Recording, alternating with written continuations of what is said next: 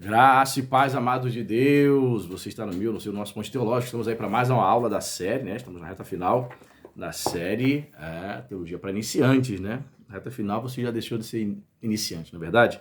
Esta é a aula de número 79, né? Nós estamos aí na página, vamos iniciar a página 363, a doutrina das últimas coisas, escatologia, capítulo 11, do nosso Conhecendo as Principais Doutrinas da Bíblia, de Myron Pillman, clássico da editora Vida. Já falei isso no início do curso, um ano e meio atrás. É a terceira vez que eu leio este livro, né? Já li 2 vezes, né, esse livro, e essa terceira vez fazendo esse estudo com vocês, né? Para você que não conhece, eu sou o pastor Anderson Porto, estamos aqui nas internet da vida, compartilhando conhecimento, né? Peço a você que desde já deixa seu like, que você possa fazer seus comentários, né, com amor e com carinho, né? E compartilha este vídeo aí nos seus grupinhos, Facebook, WhatsApp, Telegram, ajudando aí a engajar esse canal, perfeito? E a gente sempre pede ajuda, né? A gente faz esses... né? Eu não vivo do YouTube, eu não vivo daqui dos vídeos do YouTube. A gente começou a fazer vídeos, né? Reviews, aulas, devocionais, assim, há 2 anos atrás, exatamente 2 anos, novembro agora faz... Perdão, esse mês faz 2 anos que nós começamos a fazer isso. Começamos a fazer porque a gente gosta, porque a intenção é abençoar, edificar vidas. Eu não vivo do YouTube, né? Para poder comer eu não, né? Não preciso do YouTube. Mas é óbvio, né? Que conforme o canal vai crescendo, ele vai ajudando também. Principalmente nos ajuda a manter, a comprar livros para a gente fazer reviews aqui. E você pode também tornar-se um apoiador, né? Tem algum tempo já tem 1 ano que nós iniciamos aqui o Apoia-se, né? Você, aqui abaixo nos comentários tem o link do Apoia-se. Você pode clicar lá, você vai ver que tem uma meta financeira. Quando nós alcançarmos essa meta financeira, vamos começar a sortear livro de teologia para você que se tornar apoiador. Mas antes mesmo disso, você entra como, né, como apoiador, nós vamos colocar você, a gente coloca você no nosso grupo do WhatsApp, né? Se você tem dificuldade, você está se tornando apoiador, está tendo dificuldade de se comunicar comigo, você escreve nos comentários aí dos vídeos o seu nome, de pastor, não consegui me comunicar com você, para me botar no grupo. Aí você coloca o seu número do WhatsApp para a gente adicionar você no grupo, tá certo? Então, nos ajuda aí, a partir de R$5, se você ainda não é apoiador, 5, 10 dentro das suas posses, né? Você vai estar abençoando este ministério. E convido você também a conhecer o nosso canal de música, eu e minha filha Letícia, canal Atos do Espírito, aqui embaixo também no link, você clica lá, você vai ver a gente ministrando louvor, que fala sobre família, tá bom? Muito bem, estou aqui na página 363, como falei com você, a doutrina das últimas coisas, escatologia, né? A palavra escatologia, né? Ela vem no termo grego skatos, né? Significa últimas coisas, coisas finais, né? Escatologia, logia, discurso, o estudo das últimas coisas, né? Então, o nosso querido Myron Pillman começa a citar um texto aqui, ó. Assim diz o Senhor, eu sou o primeiro e eu sou o último, Isaías 44, 6. Deus já escreveu tanto o primeiro quanto o último capítulo da história de todas as coisas. No livro de Gênesis, lemos acerca da origem de todas as coisas, do universo, da vida, do homem, da sociedade humana, do pecado e da morte. Nas escrituras proféticas, em especial no livro de Apocalipse, revela-se como essas coisas alcançarão o seu ponto culminante e a sua consumação. Muitos, como Daniel, perguntam assim: meu Senhor, qual será o resultado disso tudo? Daniel 12, 8. Somente Deus pode responder essa pergunta e a resposta encontra-se nas Escrituras. Então ele traz aqui uma espécie de mini sumário, né, nesse capítulo. Para você que está acompanhando com o livro, eu já pulo para a página 365. Né? Então, a importância da escatologia, antes de a gente entrar propriamente no texto, né? A importância da escatologia é grandiosa. Eu confesso aos irmãos, né, que eu passei a ter interesse novamente por escatologia de uns 2 anos para cá. Principalmente de uns 15 anos para cá. No início assim da minha conversão, nos primeiros anos, eu ficava encantado, né, com a doutrina escatológica, né, acerca das profecias e tal. claro, né, com o passar dos anos você vai percebendo que existem outras disciplinas, né? Existem pessoas que só ficam só nisso, né, a vida toda, só estudando uma disciplina só, a escatologia e tal. Tudo bem, se ele é um professor, um palestrante, um mestre, um escritor, ele tornou-se especialista naquele assunto. Só que a teologia ela é muito abrangente, existem muitas disciplinas e muitas disciplinas complexas. Por exemplo, para falar sobre a manuscritologia ou bibliologia, né?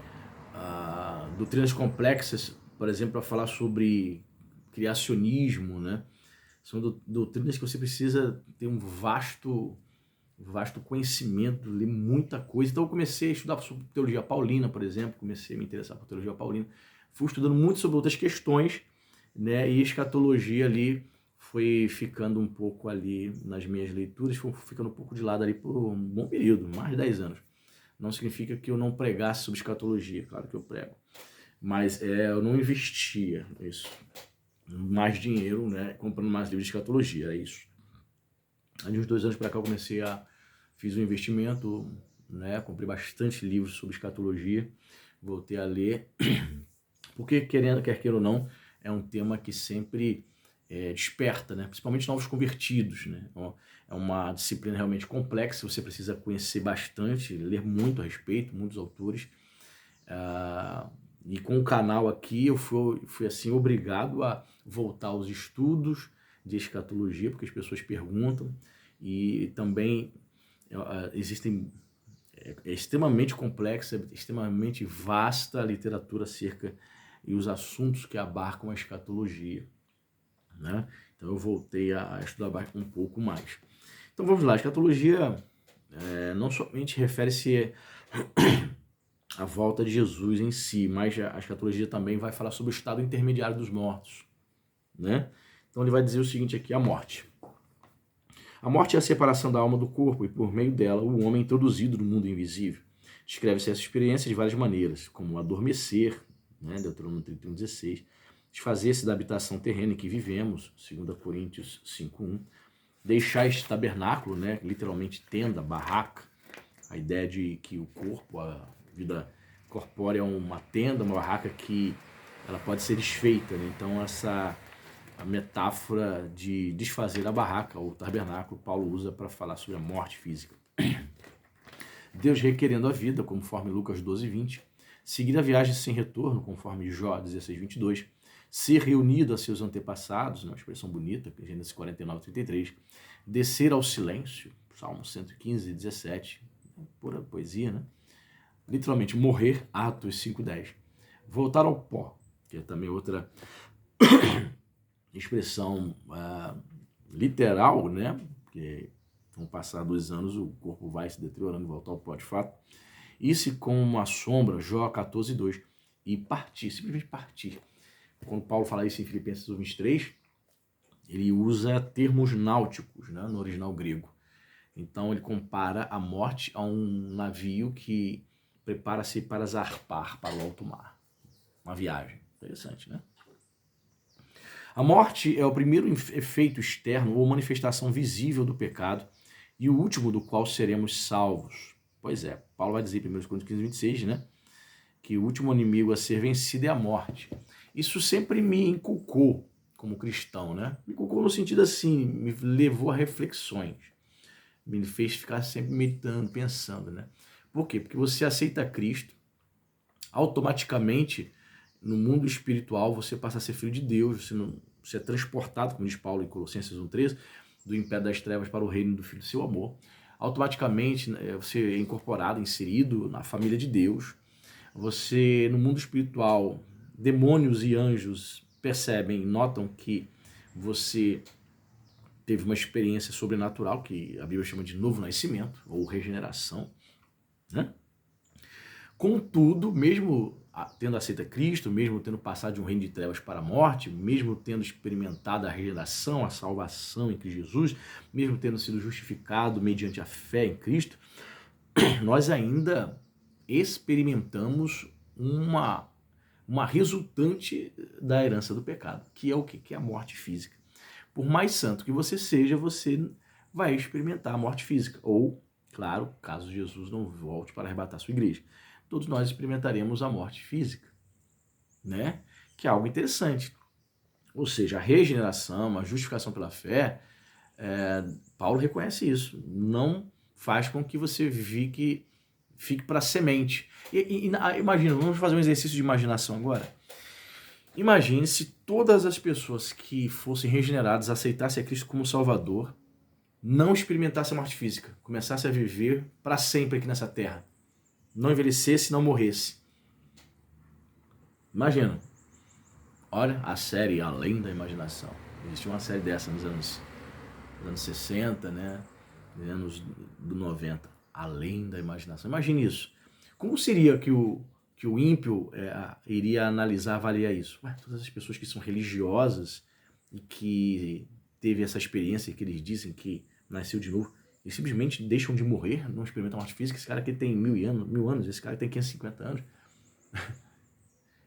Entende? Então Deus permite que, ainda que o cristão seja regenerado, tenha um encontro com Cristo, seja justificado pela fé, ele também experimenta a morte física, a semelhança do ímpio.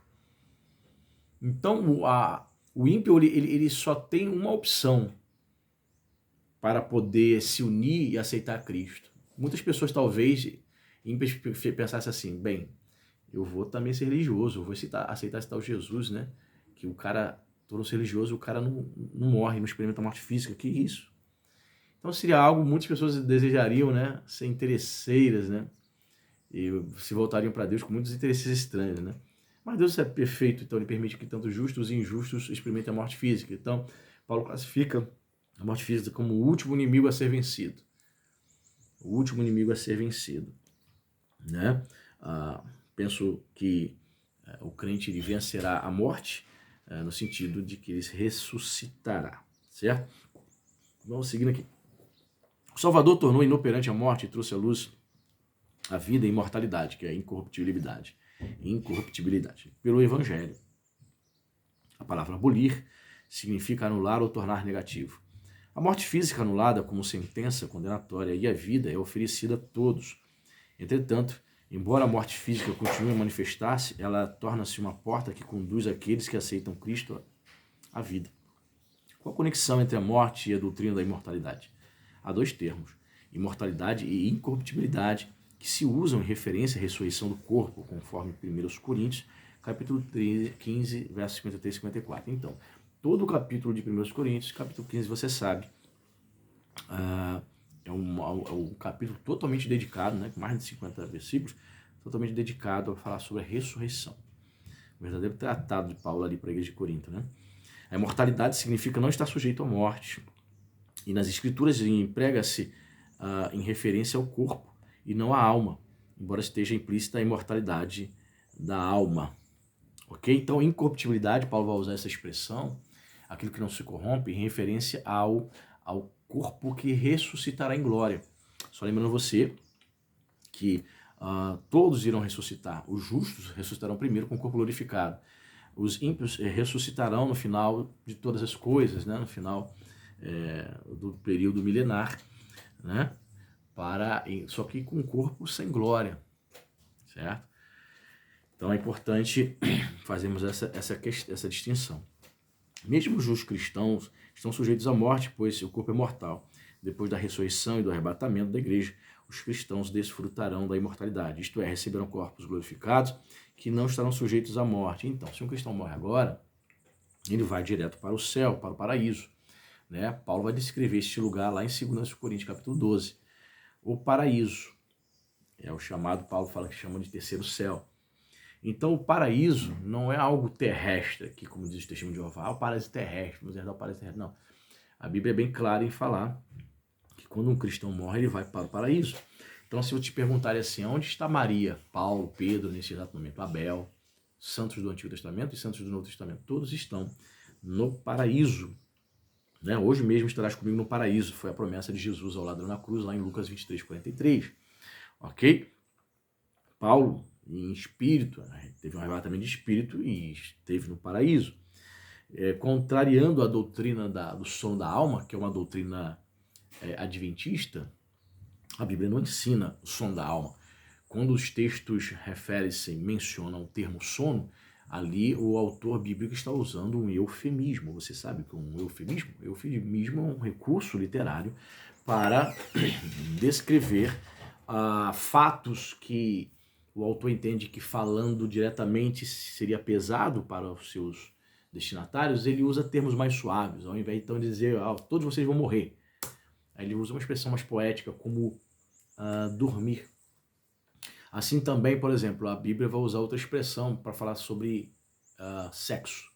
Quando as pessoas fazem sexo, né? Principalmente no Antigo Testamento, o termo bíblico que o autor inspirado vai usar é fulano conheceu Beltrano. Entendeu? É um eufemismo para dizer que ele se deitou com a mulher. Né? Hoje, nos dias modernos, existe um eufemismo também para sexo. Né? Fulano se deitou com outra. A gente sabe que não somente se deitou-se para fazer sexo, certo? Então, existem muitas expressões. A Bíblia é repleta de metáforas, de analogias, de alegorias. A Bíblia é repleta de simbolismos, de eufemismos. Então, a gente precisa ter cuidado na interpretação bíblica.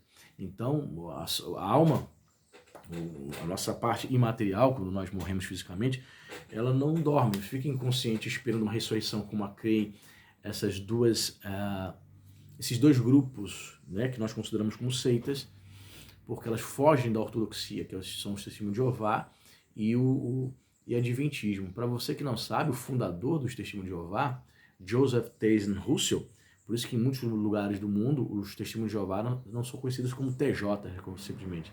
Eles são conhecidos como Russelitas, por conta do nome do seu fundador, Charles Taze Russell. Então, o fundador, para quem não sabe, do Testemunho de Jeová, ele foi adepto do Adventismo. Então, ele, quando sai do Adventismo, do movimento adventista, e funda a sua seita, ele traz consigo essa doutrina antibíblica, que é a doutrina do sono da alma, a ideia de que a alma ficará inconsciente esperando a ressurreição dos mortos. Não. É óbvio que o espírito, a alma, estará em estado consciente no paraíso, aguardando a ressurreição corpórea na volta de Jesus, ok? Os ímpios também serão ressuscitados. Mas será que isso quer dizer que desfrutarão dessa imortalidade do corpo? Não. A condição deles é a de morte, separação de Deus. Embora tenham existência, não gozam de comunhão com Deus, nem da glorificação do corpo, a qual de fato constitui a mortalidade.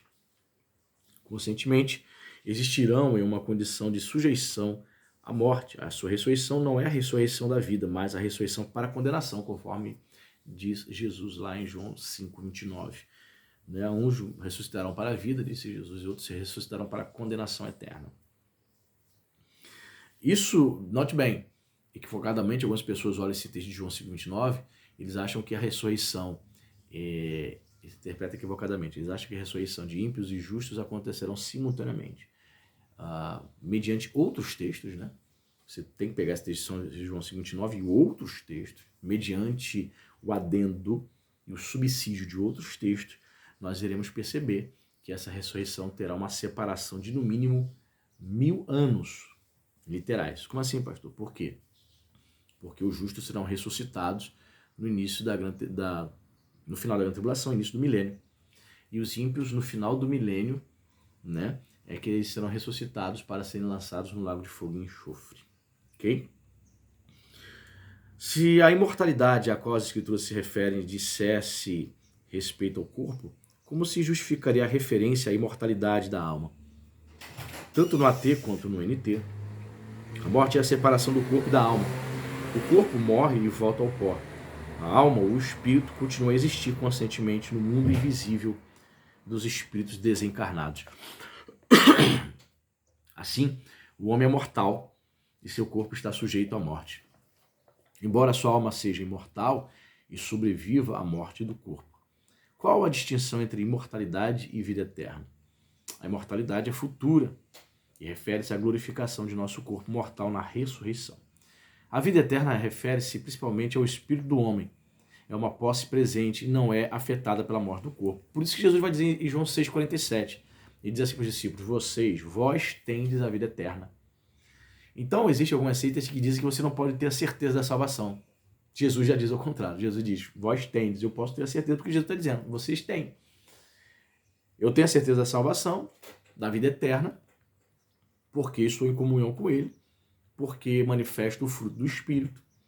Então, essa palavra é verdadeira na minha vida, quando Jesus diz, vós tendes, vocês têm a vida eterna. Ok? Mas a questão da imortalidade é algo que se dará, que se confirmará, obviamente, na ressurreição do corpo. Como não experimentei a ressurreição do corpo, como Jesus não voltou ainda, como não experimentei a morte física ainda, né? Ou ainda não fui arrebatado, claro, ser arrebatado vai ser melhor do que experimentar a morte física, sem dúvida. Então nós podemos dizer que nós já experimentamos a imortalidade, ok? Demais.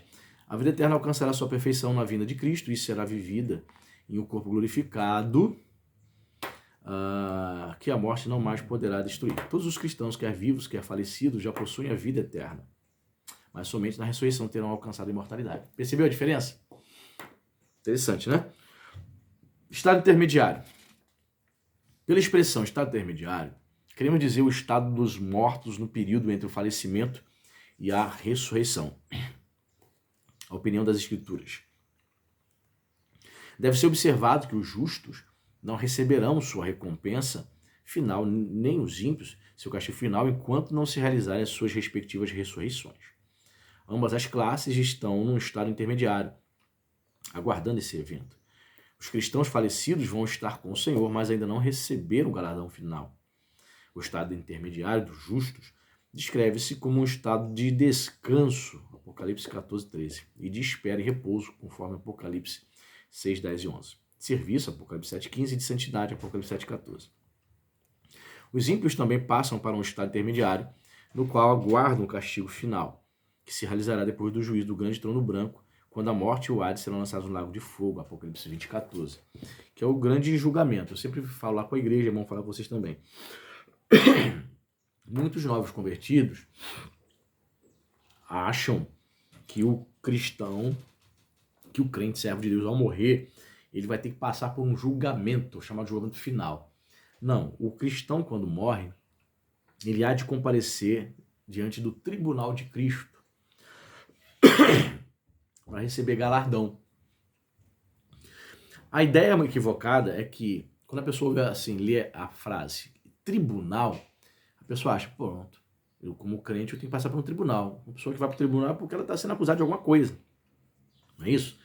Só que veja a importância do estudo dos originais da Bíblia. Olha a importância. Quando você vai lá no original grego, no Novo Testamento, a palavra que é traduzida por tribunal é uma palavra grega chamada bemá. Essa palavra bemá significa plataforma. Olha só. Só que se fosse traduzido literalmente por plataforma, tipo, não poderia entender, né?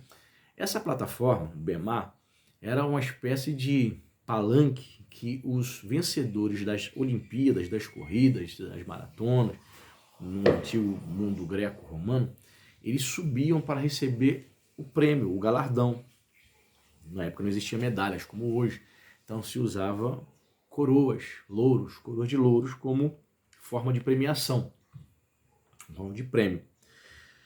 Então a ideia é a seguinte, esse tribunal, talvez ali foi o que a tradução portuguesa encontrou a melhor palavra para se traduzir, mas né, talvez ficasse, os tradutores tenham ficado com receio para traduzir por pódio. A pessoa que é campeã sobe no pódio para receber o galardão, o prêmio, né? Então, traduzido por tribunal. Aí traz muita confusão. Então, muitos crentes acham que, ao morrerem, vão ser levados para ver se vai ser salvo ou não. Não. Como servo de Deus, você já parte dessa vida salvo, tendo a vida eterna. Vós tendes a vida eterna, lembra? Então, só vai comparecer diante do tribunal da bemá, do palanque, o pódio, o crente para receber o galardão. Nós nos baseamos nisto no texto lá de 1 Coríntios capítulo 3, onde diz que os galardões serão distribuídos, né? Há galardões de madeira, feno de palha, ouro, prata e pedras preciosas, né? Então, ali não significa que a pessoa está em julgamento a salvação dela, não. Está em julgamento o seu galardão. Qual é o prêmio? que ela vai obter para a sua, digamos, a vivência na eternidade ali. Entende? Quem vai experimentar o juízo final, o julgamento final de Apocalipse capítulo 20 são os ímpios.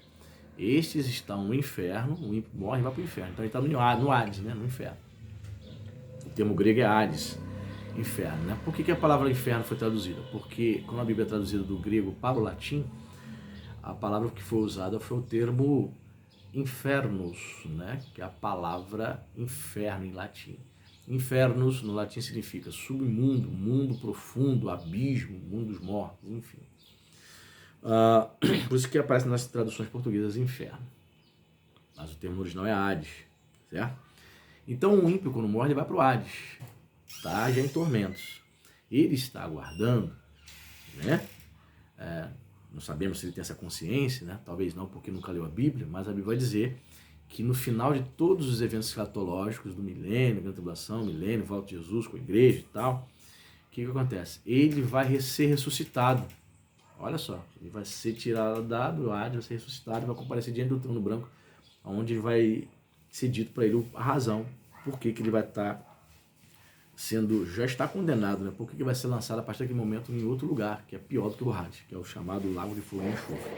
Enfim, contrariando aí os universalistas, né? Os restauracionistas, existe sim punição eterna, uma punição que não tem fim para os ímpios, ok? Opiniões errôneas. Purgatório. A Igreja Católica Romana ensina que mesmo os mais fiéis precisam de um processo de purificação antes de se tornarem aptos para a entrada na presença de Deus. Também adotam essa opinião certos protestantes que, por crer na doutrina de uma vez salvo, salvo para sempre, embora reconheçam a palavra divina, sem santidade ninguém verá o Senhor, conforme Hebreus 12:14, conclui que haja um purgatório, onde os crentes carnais e imperfeitos se purificam de sua escória. Olha só. Este processo, segundo dizem, realizar-se-á durante o milênio, enquanto os vencedores reinam com Cristo. Todavia, não existem nas Escrituras evidências para tal doutrina, mas existem muitas evidências contrárias a ela. Assim escreveu John Banks, estudioso metodista. Abre aspas para o John.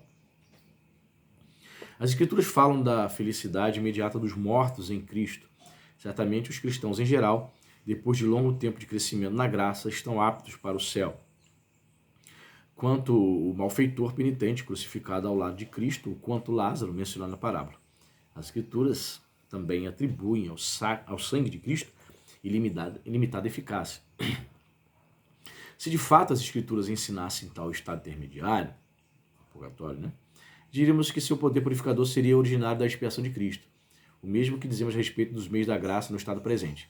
Mas, uma vez que as Escrituras não ensinam essa doutrina, podemos apenas considerar esse estado uma tentativa de súplicas estas por purificação. Essa doutrina tenta prover o que já foi amplamente provido. Pois é, a doutrina que a Igreja Católica sustenta. Por quê? Precisa de purificação. A pessoa precisa. Eles não entendem, como compreendeu a doutrina paulina corretamente Lutero, que nós não somos salvos pelos nossos méritos, é pela graça. Somos justificados mediante a fé. Mediante a fé, pela graça, é sem merecimento, é um favor.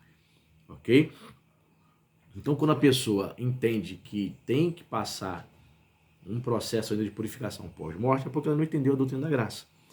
Então, entendemos que a doutrina do purgatório é uma falácia.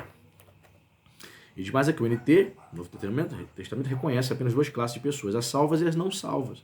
Não existe um meio termo. O salvo, não salvo e o meia boca que tem que passar pelo purgatório. Como assim?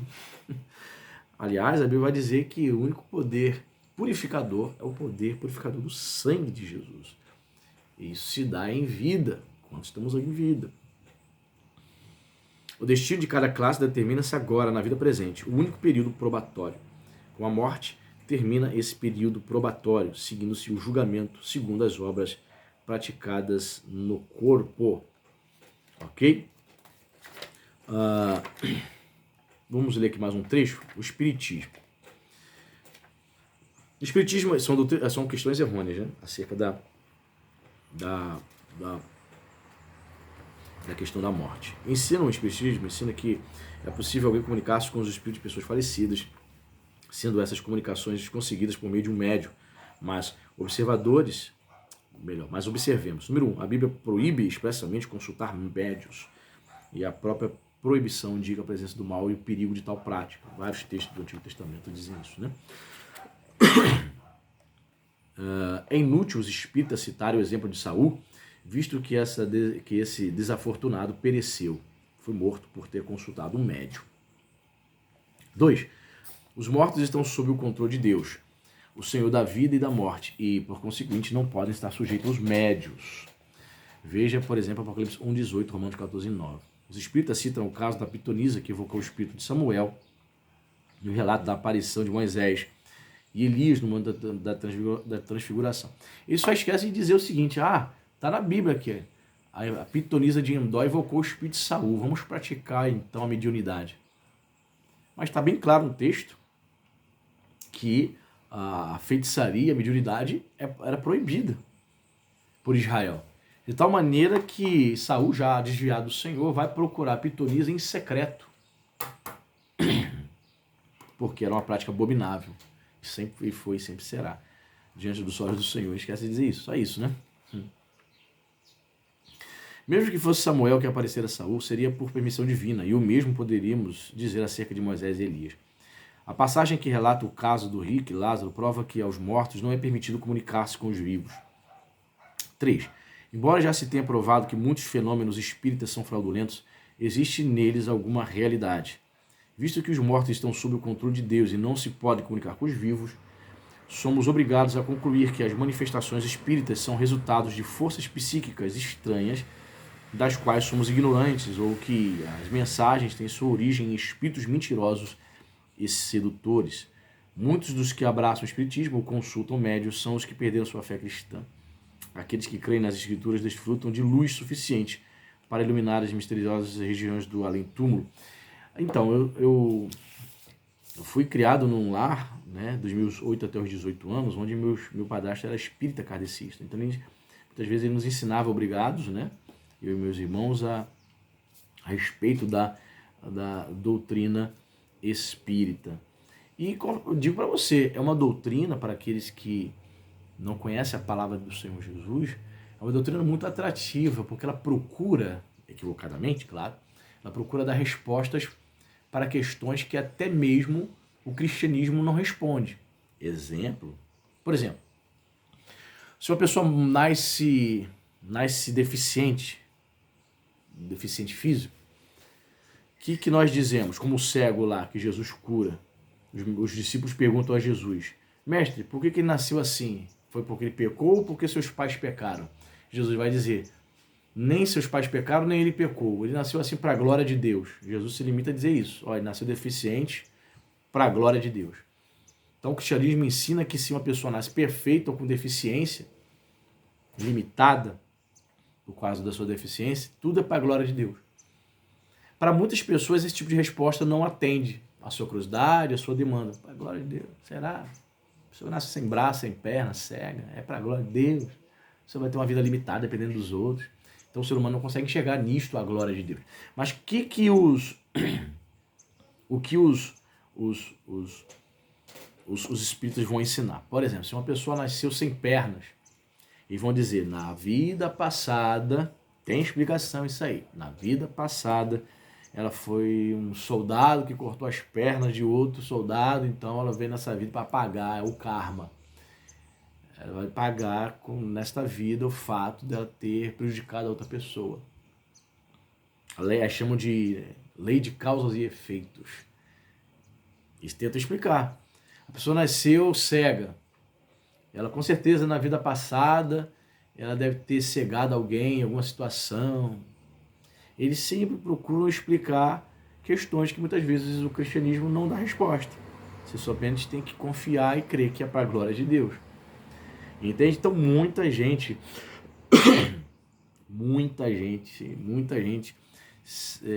crê na doutrina espírita, infelizmente. Isso é muito propagado em filmes e novelas. Então isso traz equívocos para muitas pessoas.